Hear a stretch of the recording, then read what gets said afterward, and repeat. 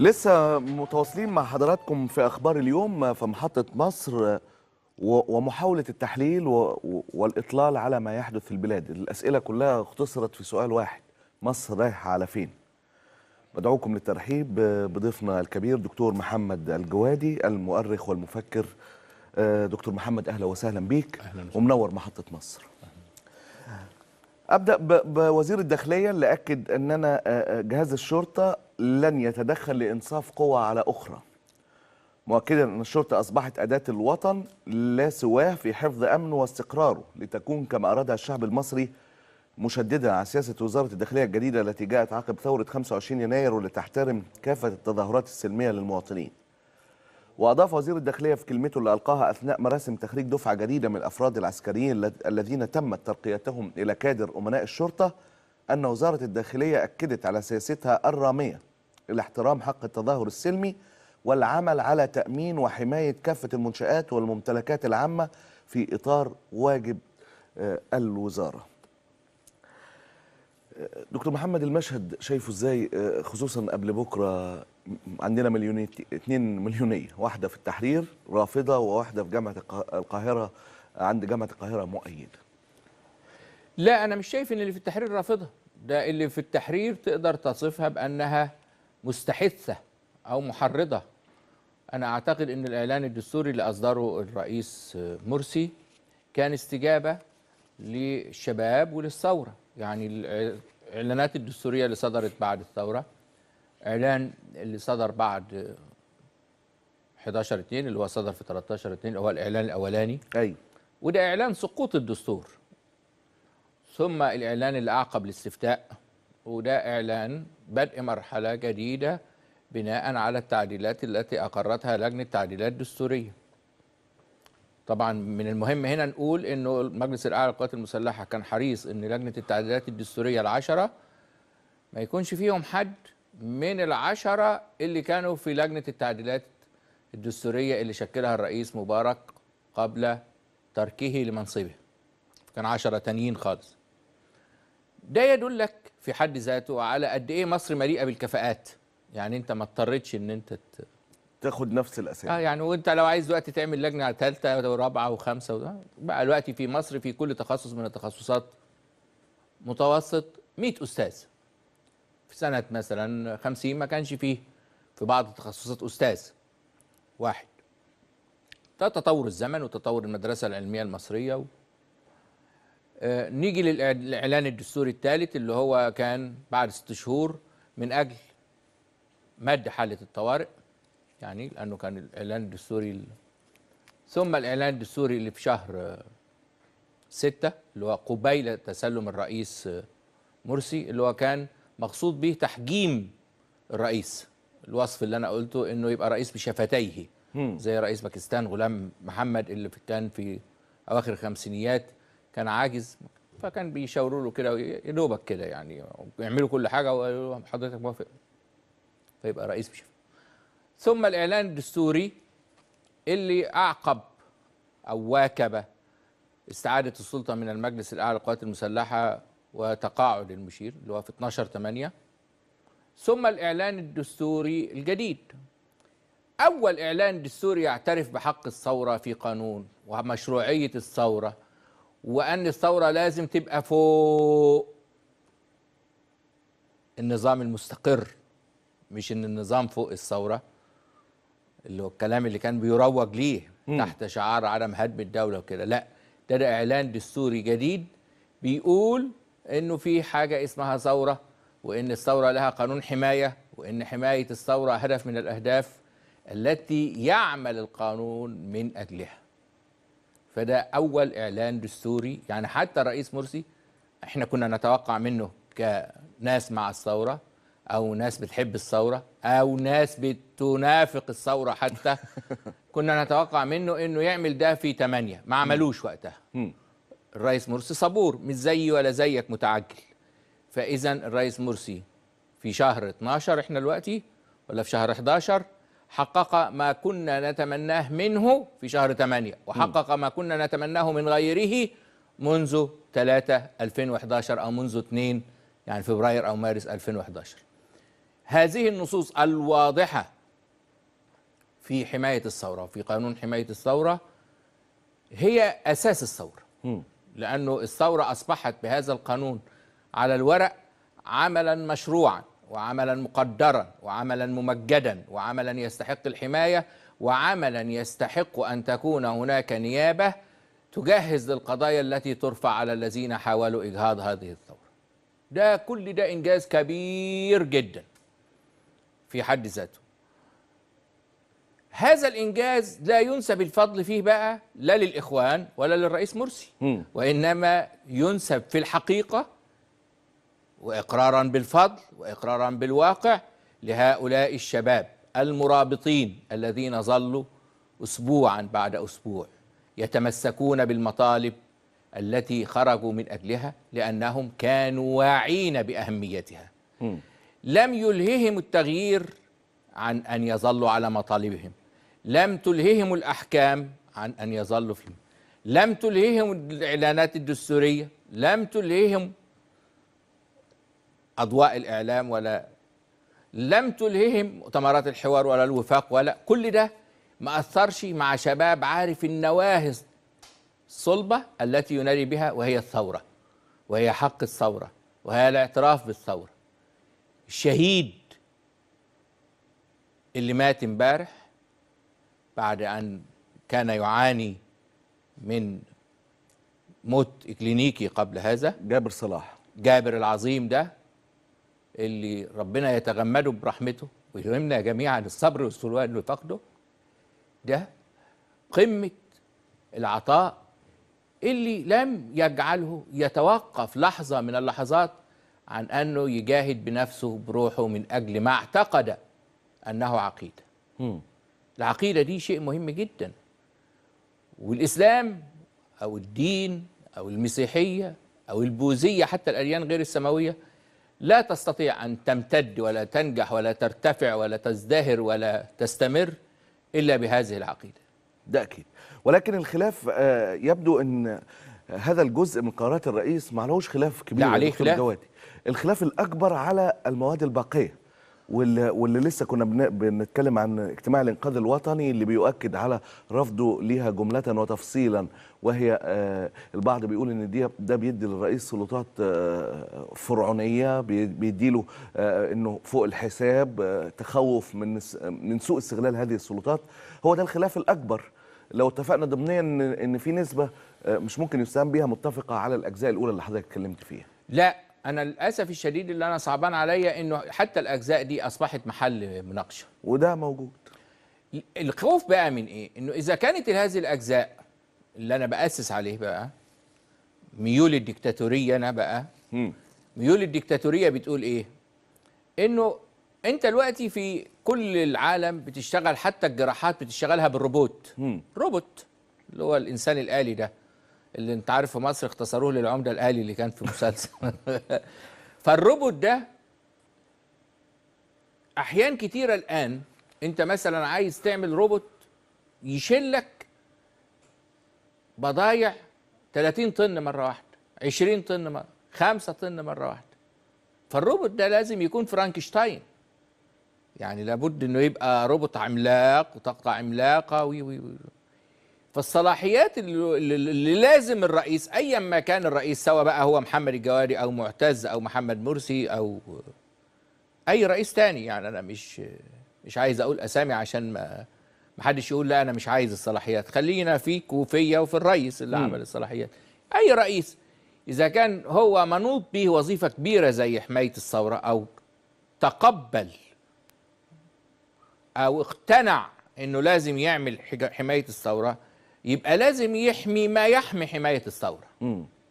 يعني زي ما نقول انه ده المفتاح، لكن المفتاح لازم نحطه في محفظة، دي محفظة لكن لازم نحطها في جيب، ده جيب لازم نحطه في ثياب، وهكذا. فدي الإطارات، دي قصة الميول الديكتاتورية بتاعتي. انت في أداء الوظيفة كطبيب أو كجراح لا تسمح لحد انه يخش عليك أوضة الجراحة. طيار لا تسمح الآن لحد يخش عليك كابينة القيادة. قاضي لا تسمح لأحد أن يخش عليك غرفة المداولة. استاذ جامعه وبتحكم على رساله، لا تسمح لاحد انه يخش عليك غرفه المداوله. المناقشه علنيه لكن عند المداوله لابد انها تبقى سريه. جلسه المحكمه علنيه، لكن عند المداوله لازم تنصرف هيئه المحكمه او هيئه الحكم على الرساله او قائد او كده. هذه الصلاحيات التي يتولاها القائد ايما كان موقعه، سواء رئيس او قائد طائره او قائد محكمه او قائد رساله، شأن من شؤونه هو. ده اللي هو معنى السياديه اللي انا مصمم عليه. السياديه اللي هي حاجه تتعلق بوظائف غير الوظيفه السياسيه وغير وظيفه الاداره العامه. يعني انت عارف في كليات التجاره بتدرس لهم اداره اعمال اللي هي البيزنس ادمنستريشن، في اداره عامه اللي هي الدوله، اللي هي تشمل المحليات وتشمل السياسات النقديه والسياسات التمويليه والسياسات الاداريه وسياسات الوظائف وشؤون العاملين. الاداره العامه دي هي الوظيفه الثالثه للرئيس، الوظيفه الثانيه للرئيس هي السياسه، الوظيفه الاولى للرئيس هي السياده. السياده تتعلق بثلاث حاجات كبيره وشويه حاجات جنبها. الحاجات الكبيره علاقتنا بالدول الاخرى. في هذه المناسبه القانون المصري مثلا يحمي رؤساء الدول الاجنبيه من اي ما يسميه هو نفسه تطاول. والرئيس القذافي برغم كل ما سخرنا به منه في عهد الرئيس السادات، الا انه في عهد الرئيس مبارك كسب قضايا في القضاء المصري على صحفيين مصريين لمجرد ان غلطوا فيه في كلمه او حاجه، لأن القانون المصري بيحمي رؤساء الدول الاجنبيه. كذلك علاقه الرئيس المصري بعلاقات برؤساء الدول الاجنبيه دي من اعمال السياده، انه يدي حق زي اللجوء السياسي مثلا. المثل اللي انا ضربته في القصه الاولانيه اللي اول قصه نوقشت فيها قرارات الرئيس في مجلس الشعب، ممتاز نصار بقيمته العظيمه دي لما ناقش الموضوع، دكتور رفعت المحجوب قال له ببساطه لان ده عمل من اعمال السياده، لانه ممتاز نصار عالم وقاضي جليل، ما ناقشش تاني. خلاص ما دام عمل من اعمال السياده يبقى مش من شغلنا بقى كمجلس شعب، مش من شغلنا كقضاء.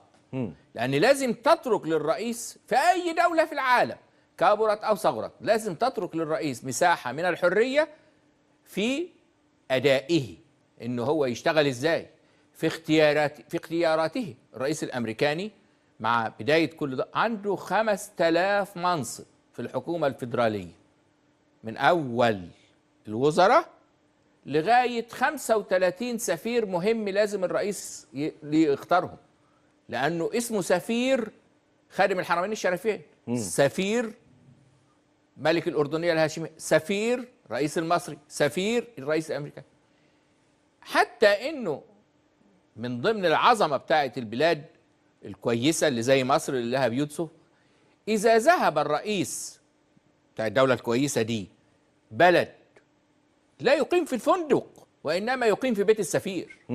ولذلك بيت السفير المصري في البلاد الكبيره دي بيت عظيم جدا يليق، لانه هيجي الرئيس تقول لي طب والسفير وعيله السفير يروحوا هم يقعدوا في الفندق، لكن لما يجي الرئيس يبقى البيت ده بيت الرئيس، لانه بيمثل مصر عشان يبقى مقيم في ارض مصريه. فدي معنى السياده. يعني معنى السياده ده معنى عميق لا يقف عند الاحترام الواجب. بنقول الاحترام ما بنقولش التقديس، بنقول الاحترام ما بنقولش العبوديه، بنقول الاحترام ما بنقولش الانحناء، الاحترام الواجب والتعاون المثمر. بنقول التعاون وما بنقولش الخضوع ولا الخنوع ولا الذل، تعاون. لانه صحيح انا قد لا اكون في موقع السلطه، لكني في موقع المسؤوليه.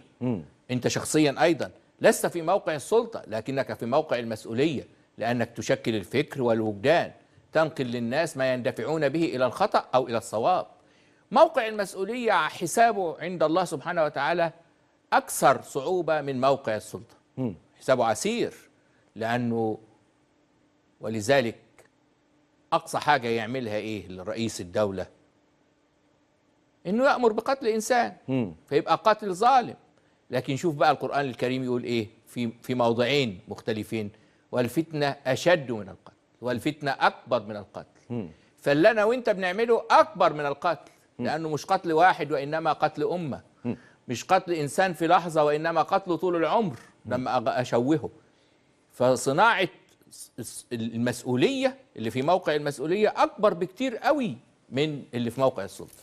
هرجع لهذا الحوار مرة أخرى، ولكن عايز أقول لحضراتكم بعض الأخبار. اللي هو عادل رفعت مدير أمن السويس قال إن السيارة تم ضبط سيارة بها 186 صندوق ذخيرة مضادة للطائرات في سيارة بالسويس، وتم إحباط مرورها بنفق الشهيد أحمد حمدي، وكانت في طريقها لسينا بالقرب من النفق، وتم العثور بداخلها بعد الفحص على 186 صندوق ذخيرة متنوعة، من بينها كمية كبيرة من الذخيرة المضادة للطيارات، بوصة ونص بوصة و2 بوصة، وهاون وألغام وذخيرة حية وأسلحة آلية.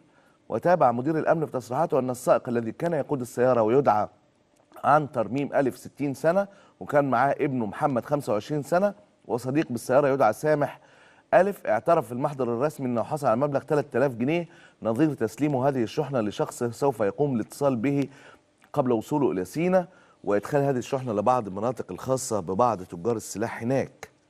ده موضوع كمان خطير جدا.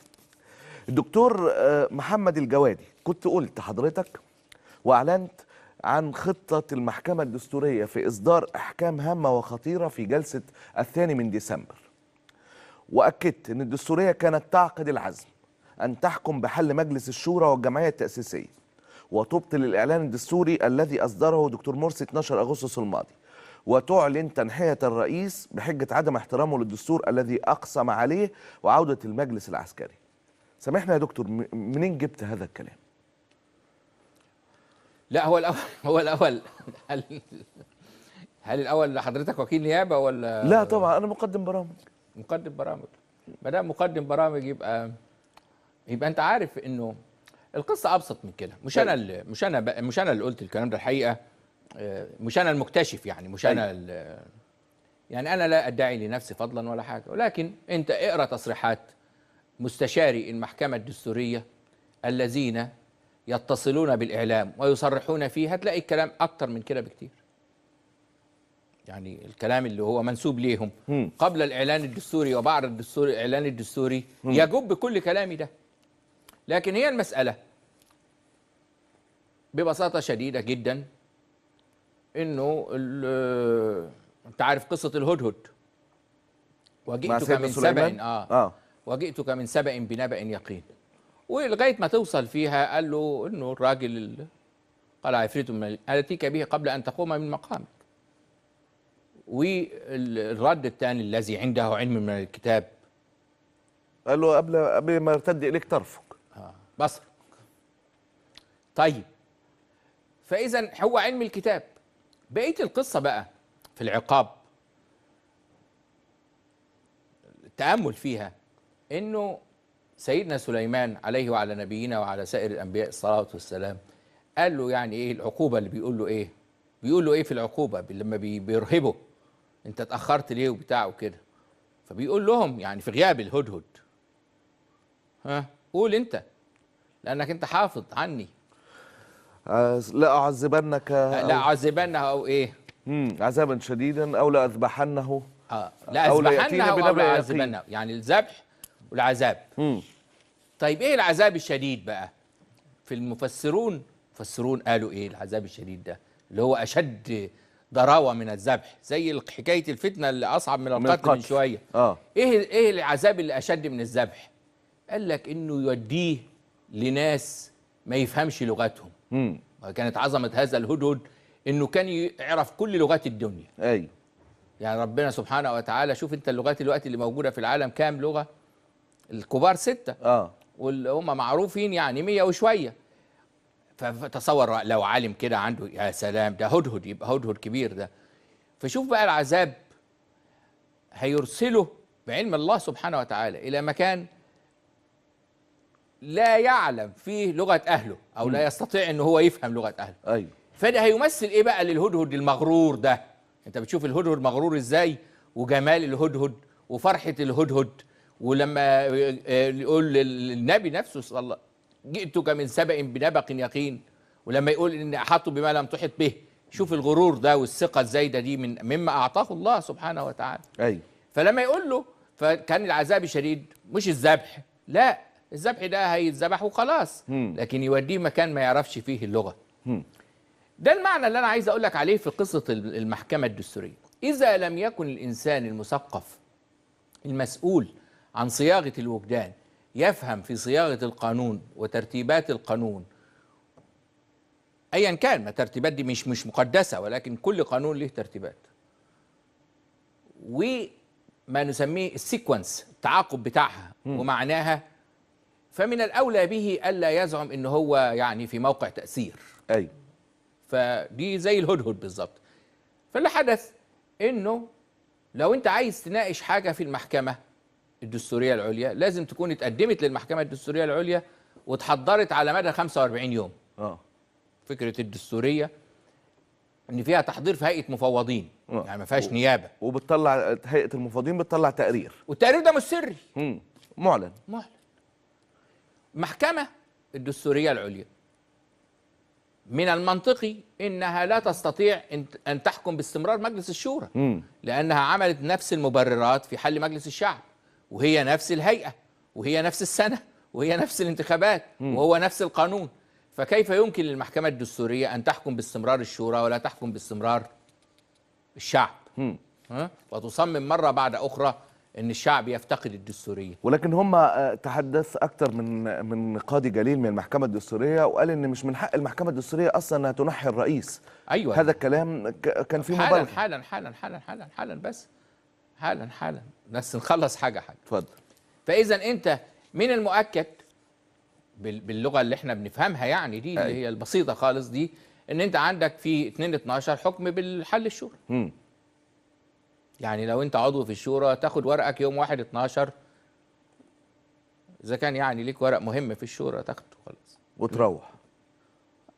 ممكن ما تروحش، ممكن تروح حتة تانية، لكن المهم تاخد ورقك اللي في الشورى يعني. يعني ما تؤملش ان انت تخش الشورى تاني. 90% ان التأسيسية برضو يجوز فيها الحل لأنها يعني ريليتد، لها علاقة كبيرة بالقصة بتاع الشعب والشورى. نيجي في قصة بطلان الإعلان الدستوري. في هذه اللحظة اللي أنا بكلمك فيها لو شفت كده قمت طالب بالتليفون، أنت بقى رئيس الأمريكاني، طلبت رئيس محكمة النقض الفرنسية وقلت له أنت عندك كام قضية؟ هيقول لك عندي 150 قضية. طلبت رئيس محكمة النقض المصرية هيقول لك عندي 150,000 قضية. معايا حضرتك؟ أيوه. أنت الرئيس الأمريكاني وبتقول له ده احنا عندنا فكرة كده عايزين نستفيد بخبرة فرنسا ومصر في النقض، فطلبت الراجل رئيس النقض الفرنسية قال لك 150 قضية، والمصري قال لك 150,000 قضية. طب جاء الفرق منين؟ أنت شغال قانون فرنسي ويمكن هناك نزاعات تجارية مفروض أكتر. أنت عارف النزاعات التجارية مع الاقتصاد وحركة الاقتصاد بيعمل نزاعات، حتى إنه الناس اللي كتبوا علي عبد العظيم وفتحي رضوان وهم بيمدحوا في نمو طلعت حرب وفكره إنه عشان يقنع الشعب والحكومة إنه فيه نهضة اقتصادية ذكر عدد القضايا. النهضة القصد انه طب هل انت يعني عندك نهضه تساوي 1000 الموجود؟ لا، لانه محكمه النقض الفرنسيه لا تقبل قيد الدعوه الا لما تبص فيها. يعني محكمه فيها مثلا زي عندنا كده 300 مستشار، فمخصصين حد منهم 3 4 1 5 6 ايا كان، ده آلية يعني عندهم ان مش اي حد كده يروح يأيد نقض يتقبل النقض. اذا فيه من الاول محبس يعدي القضايا التي تستحق. فإذا مش أي حد يقدم. كان مأخوذا بهذا في النظام القضائي المصري فيما يتعلق بقضايا الإدارة والرئاسة والسيادة والحاجات اللي زي دي. لغاية ما جت فترة احنا عايزين نتباهى قدام العالم بأن احنا كل حاجة عندنا قابلة للتقاضي، واحنا بنقاضي رئيس الجمهورية، واحنا بنطلع أحمد نظيف، مش عايز يعني أقول صفة لأنه يعني هو بين يدي خالقه في السجن، لكن مرة افتخر وهو مش داري يعني، وانا احتديت وكان قدام الناس كلها، عنده 1,000,000 قضية في مجلس الدولة اللي هي قضايا الاجازات. يعني بيفتكر ان دي دليل يعني ديمقراطية، هي دليل خيابة حكم. ما انت خلاص عليك حكم وبقية الحالات تستاهل تتنفذ اللي هي الاجازات دي. مش لازم كل واحد بقى لا يقول لك عشان الناس تبقى رايحة مجلس الدولة وراجعة من مجلس الدولة، ده احنا كسبنا الحكومة، ده احنا ايه ده؟ هل ده اللي هيرسخ في الناس ان هم خدوا حقهم ويبقى انهم راحوا مشوار وان المحامين تشتغل وان المجلس يبقى قدامه زحمه وان ده دليل الديمقراطيه وان الحكومه خسرت 1,000,000 قضيه؟ يعني ده دليل اختلال عقلي للاسف الشديد، دليل اختلال عقلي. فانت كفايه قضيه واحده خلاص احسم الموضوع ده. يعني انا اذكر بهذه المناسبه لثوره يوليو وحكومتها في 53. معلش لازم تصبر عليا يا معتز، انا بستطرد كتير، لكن لانه عشان نفهم كلنا. كان في سنه 51 حكومه الوفد عملت قانون شؤون عاملين ممتاز. ايوه 208 ده كان احسن قانون شؤون عاملين من ايام ما ابتلى العاملين في الحكومه وكده. القانون ده كان يستهدف الغاء فكره لا زالت سائده الى اليوم، وهي سبب نكبه الحكومه المصريه، هي تسعير الشهادات. شهادتك كذا يبقى مرتبك كذا. فكان عمل اساس كتير جديد للوظيفه وبتاعه كده. لكن الحكومات الحزبيه في الفتره من 44 ل 51 كانت نجحت في انها تعمل مشاكل كتير في التسعير وكده. فالقضيه كانت صعبه جدا ان انت هتفضل في الدولة.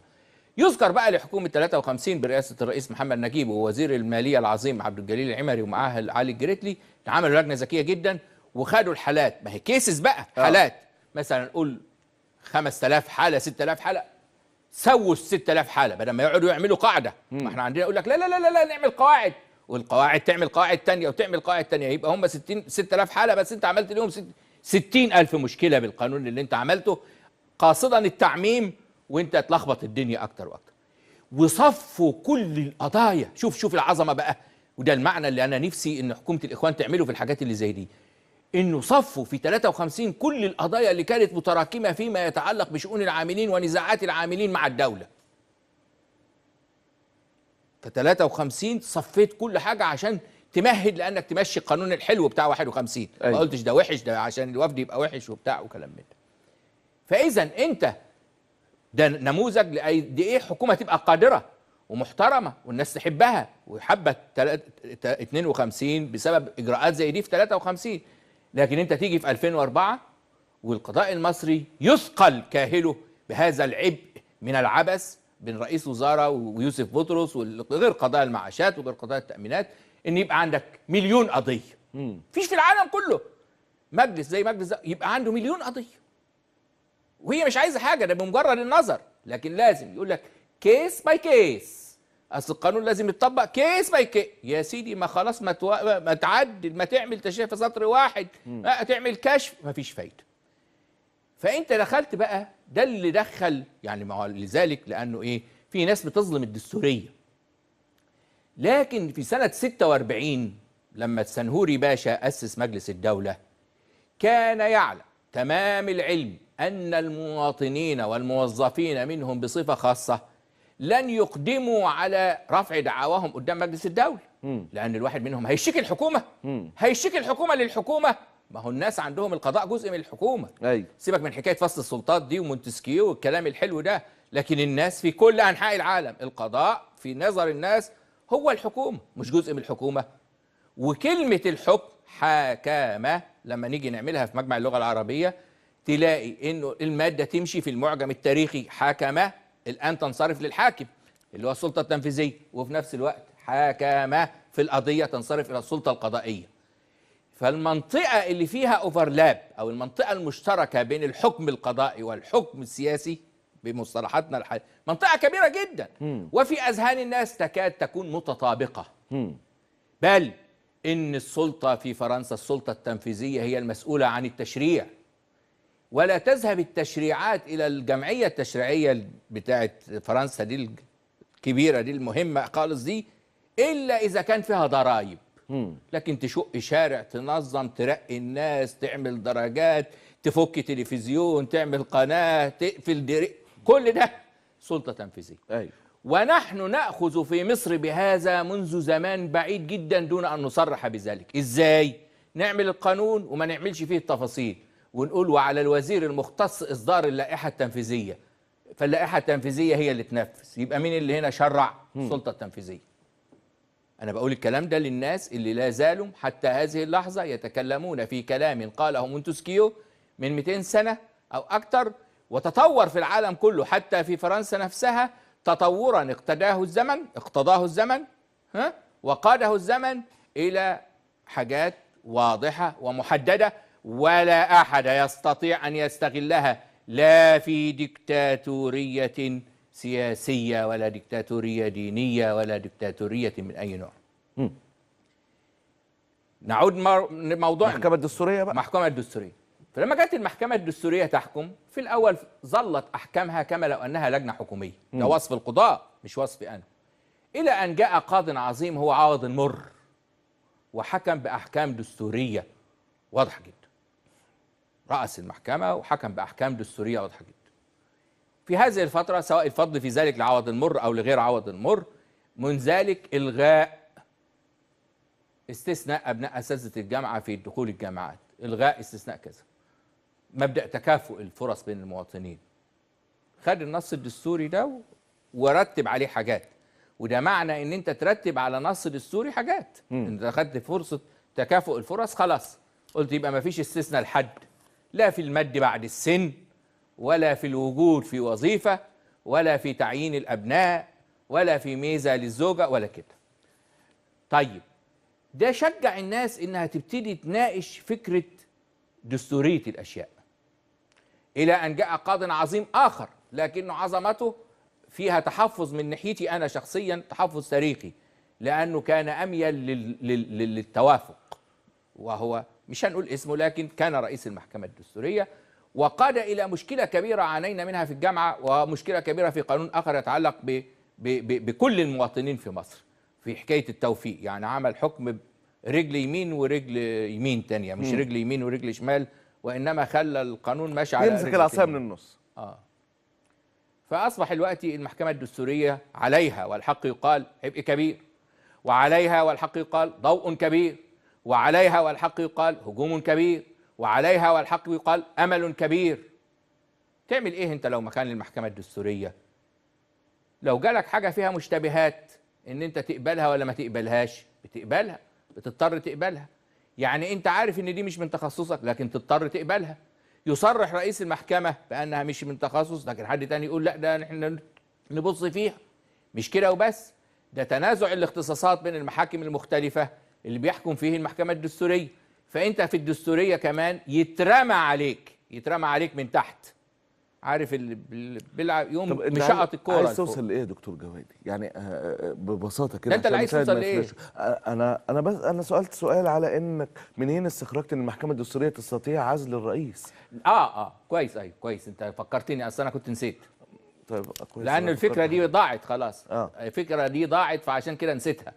لكن هي كانت الخطه ازاي؟ بلاش المحكمه الدستوريه يعني.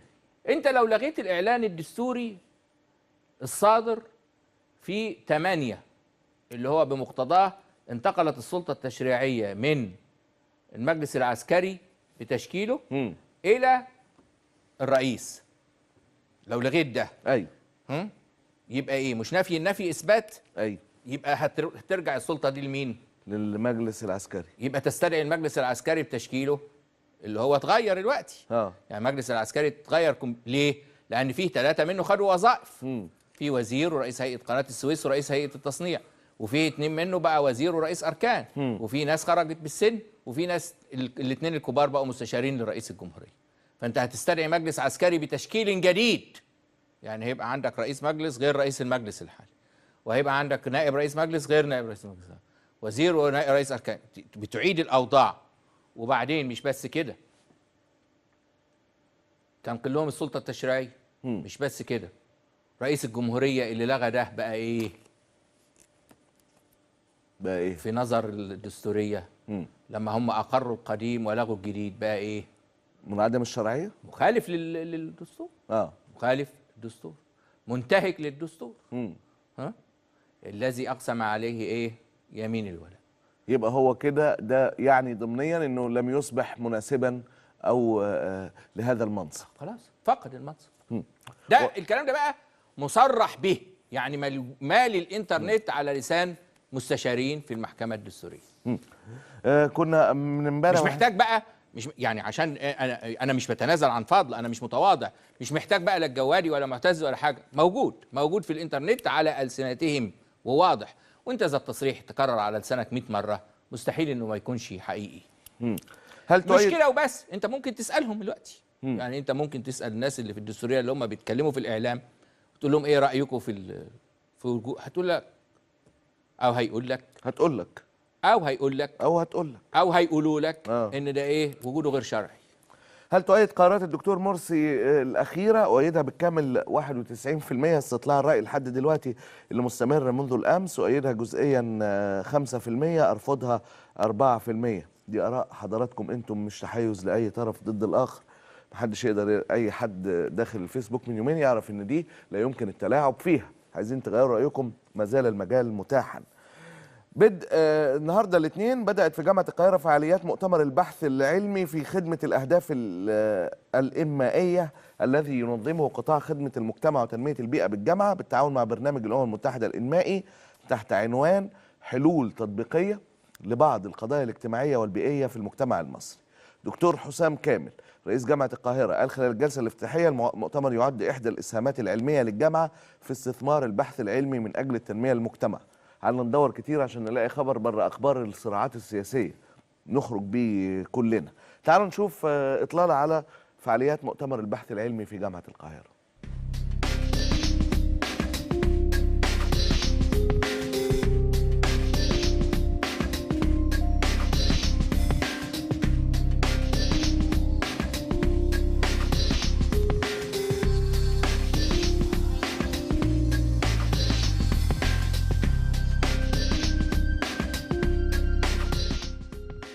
البرنامج الإنمائي للأمم المتحدة فخور بهذه الشراكة، حيث تعد المبادرة أول تعاون من نوعه يجمع بين جامعة مصرية وصندوق الأمم المتحدة الإنمائي في مصر.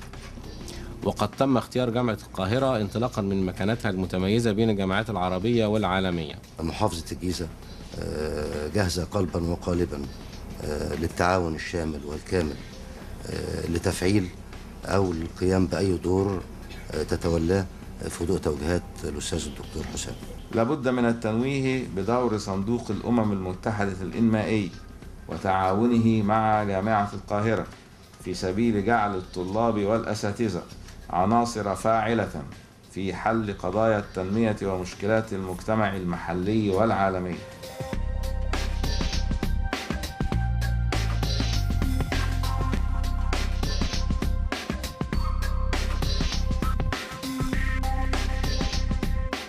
هناك العديد من الدراسات، ولكن هذه الدراسات في جامعة القاهرة كانت دراسات كلها ميدانية وتطبيقية في هذا المجال،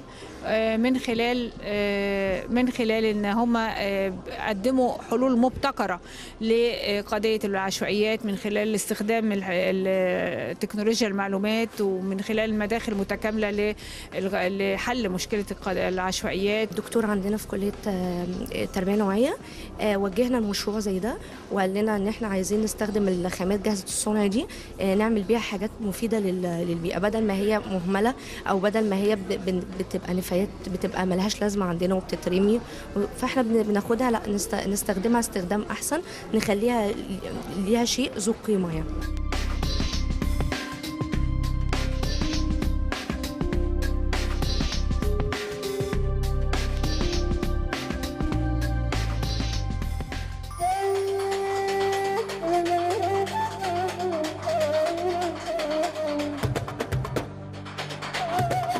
السؤال اللي اكيد اي حد حضرتك بتقابله في شارع في مكان بيعرف قيمه دكتور محمد الجوادي بيساله مصر رايحه على فين واطمئنانك ليوم الغد، يحصل ايه بكره؟ كل خير ان شاء الله. يعني النهارده الناس اتكرر عندها المشهد اكتر من مره، ان كل يا ترى بكره هيحصل ايه؟ يا ترى بكره هيكون في صدام ولا لا؟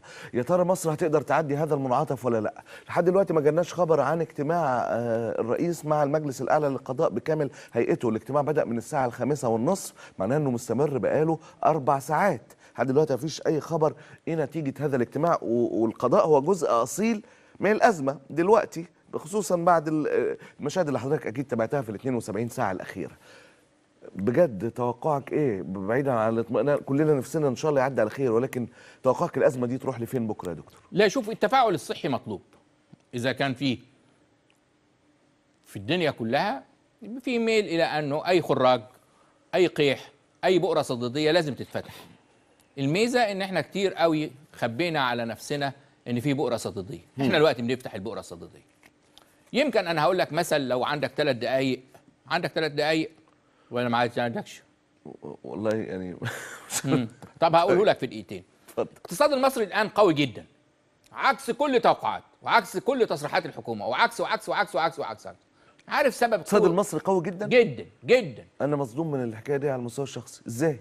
معلش، ما هو انت عشان متجوز بس، ها طب وايه دخل الاقتصاد في الجواز؟ ان انت ما بتديرش اقتصادك، لا غيرك ما بيدير بديرش لك اي حاجه، انا الاقتصاد. بدير البرنامج ده اخري. لو ادارت اقتصادك هيبقى قوي. ها ليه بقى؟ لانه سبب قوه هذا الاقتصاد سببه حاجه واحده بس حدثت في منتصف عهد السادات. جورباتشوف سال عليها حسني مبارك، وهو ان احنا تخلصنا من الوهم. ما عدناش نقول ان احنا هنعمل كذا وهنعمل كذا وهنعمل كذا وهنعمل كذا ونبيعه بسعر اقل. ابتدينا نواجه الموقف في القطاع العام حتى قبل ما يبقى قطاع اعمال عام. القطاع العام المصري وقف على رجليه، ما دخلش في سكه انه هو يكذب. ده قاد ان القطاع الخاص المصري ما يقدرش يكذب، ده قاد ان القطاع الفردي المصري ما يقدرش يكذب. فالاقتصاد المصري مهما كان فيه من تهاويل كده في كلام، في سواء بالايجاب او بالسلب، لكن الحقيقه الكونكريت، الحقيقه المجرده فيه معروفه كويس قوي.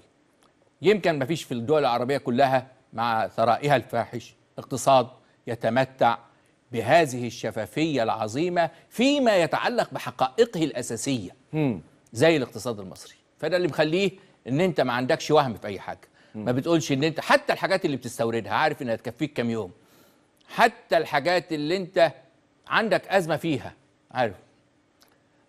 ده اللي هيحصل ان شاء الله بكره وبعده، انه على مستوى السياسه هيبقى فيها حاجه زي الاقتصاد، ان هنبطل الوهم وهنبطل اعتقاد في شخصيات لا تستحق ما اورثناه لها من مجد او من مكانه، وهنعرف الناس على حقيقتها، وهنعرف مين بيحب مصر ومين ما بيحبش مصر. على الجانبين يعني من في الحكم ولا يتخلى عن حبه لنفسه من أجل مصر هنعرفه، ومن في المعارضة ولا يتخلى عن حبه لنفسه من أجل مصر برضه هنعرفه. ليه؟ لأنه إذا لم يكن هناك فداء وعطاء وانتماء فليس هناك أمة ولا شعب ولا مستقبل للأمة ولا للشعب، لا للوطن ولا للأرض. دكتور محمد الجوادي، بجد كلمة رائعة، الفداء، وإن الواحد يسيب الأنا شوية من أجل هذه البلاد. مش شوية، لابد أنه يعلو عليها. إذا اعتلى الإنسان الأنا اعتلى أكثر وأكثر. ده هيوضح بكرة، شايف بشكل كبير بكرة. سيدنا المسيح بيقول كم من الخير يمكن فعله في هذا العالم إذا استعد الناس إنه ينكر، إذا استعد الفاعل إنه ينكر اللي هو اللي فاعل الخير. إحنا عايزين الناس تفعل الخير وما تقولش إن أنا اللي فعلت الخير. دكتور محمد الجوادي المؤرخ والمفكر الكبير، بشكر حضرتك شكرا جزيلا على هذه الإطلالة وهذه الرؤية المتفائلة اللي كنا بنحتاجها بكل تأكيد في هذا التوقيت. بعد الفاصل هويس الشعر العربي، الشاعر هشام الجخ ضيف محطة مصر.